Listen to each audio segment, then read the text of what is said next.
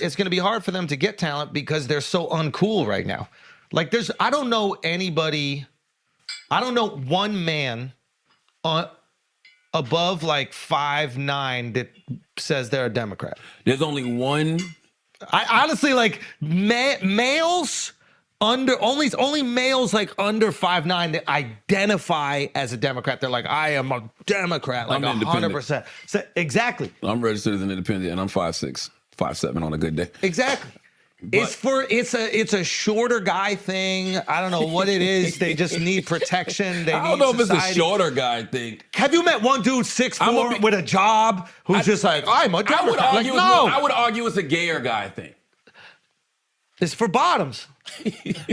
Democrats are if for bottoms. It is more of a bottom thing. Imagine you're on a date and the guy on a date is like, I'm a Democrat. I just love, I want to chop off everybody's and just fucking put them in my mouth or whatever Democratic rhetoric is. What else? Democratic Party is for 5'8" and under men. Oh, man. And then it's for women like over 280. All right, guys, so we got to talk about this clip from Charlamagne the Devil, a.k.a. Leonard McKelvey, on The Daily Show, in which Charlamagne is going to go off on Democrats for folding to Trump, for cozying up to Trump, for being friendly to Trump, despite calling him a threat to democracy, despite calling him Hitler, a Nazi, etc. They were seeing Kiki and ha-ha with Trump before inauguration, okay? And Charlamagne has an issue with that. And he demands that Democrats be more like AOC, because that, in his opinion, is how Democrats are going to revive their party. Okay, this is how they're going to save themselves. They need to be more like AOC. Take a look. And don't get me wrong, you should be angry at people suddenly making nice with Donald Trump, but instead of Snoop and Nelly, what about the Democratic politicians who spent 4 years calling Trump the new Adolf Hitler and then started doing stuff like this? President Biden, welcoming his successor to the White House, observed all the traditional niceties. Joe Biden greeting Donald Trump at the White House with 2 words: welcome home. There were smiles, there were handshakes. I mean, there was a real respect between the two. This moment between former President Barack Obama and President-elect Donald Trump has gone viral. They chuckled like old buddies. Trump even made Obama laugh. I'm sorry, if you tell us someone is Hitler, you at least have to act like he's Hitler. I know when Barack got home, Michelle was like, he hell. So Hitler got jokes, huh? In fact, here's the energy I wanted to see more of on Monday. All these journalists are like, Congresswoman, are you going to the inauguration? Congresswoman, are you going to the inauguration? Are you going to the inauguration? Let me make myself clear. I don't celebrate rapists. So no, I'm not going to the inauguration tomorrow. See? Yeah. That's right. That's right. That right there, that's backbone. That's principles. Man, I'm going to miss AOC when she's deported to Nicaragua. Yeah, so you seen that, you heard that. Now, one of the reasons why I find Charlamagne's commentary to be so fascinating is due to the fact that Charlamagne once again proves that he's one of the only idiots in this country that really believe the Democrats in their rhetoric, right? That Democrats kept coming out here saying that Trump is Hitler, he's a Nazi, he's a fascist, and then they were cozying up to Hitler before the inauguration, right? Well, yeah, Charlamagne, you're right. Democrats played a trick. Democrats didn't actually really believe that. You're the only one that believed it, okay? They were saying that to get people like you to believe that Trump is Hitler, right? Which is something that I think Charlamagne probably sincerely believes, but he believes it because Democrats told him, not because he actually came to that conclusion himself.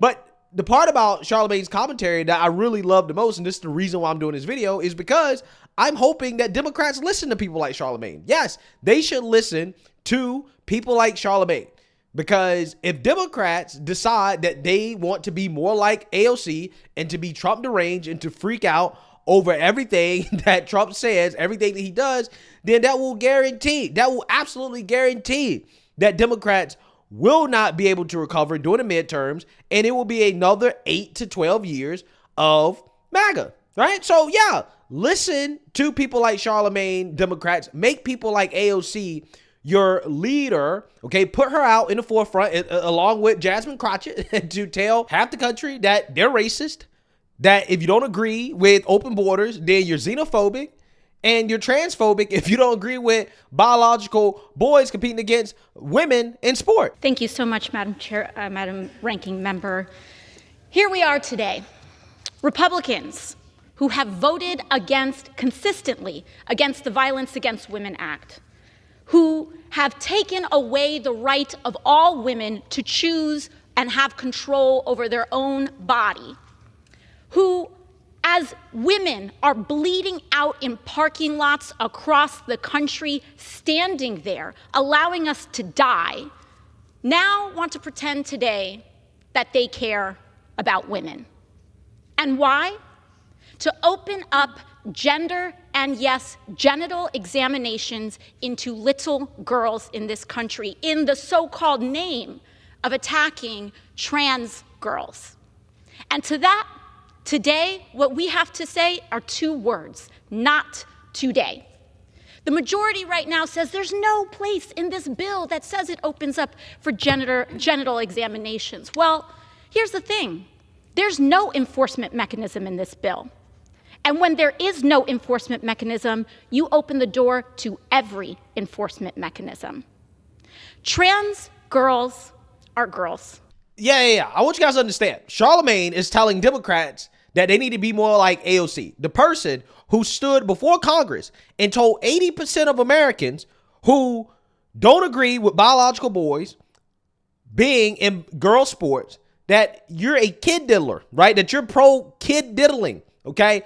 If you do not agree with her, right? Yes, I'm sure that's a winning strategy, right? I'm sure it is a winning strategy to call half the country racist, okay? To say you're bad because you're white, right? I'm sure it's a winning strategy to say that, hey, if you don't agree with an open border, you're xenophobic, okay? If you don't agree that we should be paying taxpayer dollars to house illegals and to feed them so that they can pick our cotton, then you want the economy to crash. Right? These are the arguments being made by progressives like AOC. And this is why I try to tell you guys that as long as Democrats are in bed with progressives like AOC, like the Charlamagnes of the world, like the Jasmine Crotchets, they cannot win. They will not win. They will not recover. Because this party, these people are fundamentally out of touch with the average everyday American, okay? When it comes to the most important issues, they are standing against the American people. And Charlamagne says, no, Democrats, you need to be more like that. Be more like AOC. I don't think it's going to work. I don't think it's going to work. And a lot of people say, no, well, AOC's district, they voted for Trump and AOC. So therefore, Democrats should learn something from that, right? Basically what they're saying is that, well, populism works. And I will argue that is true, but Trump's form of populism mainly is cultural populism, okay? Tough on crime, tough on illegal immigration, that type of stuff.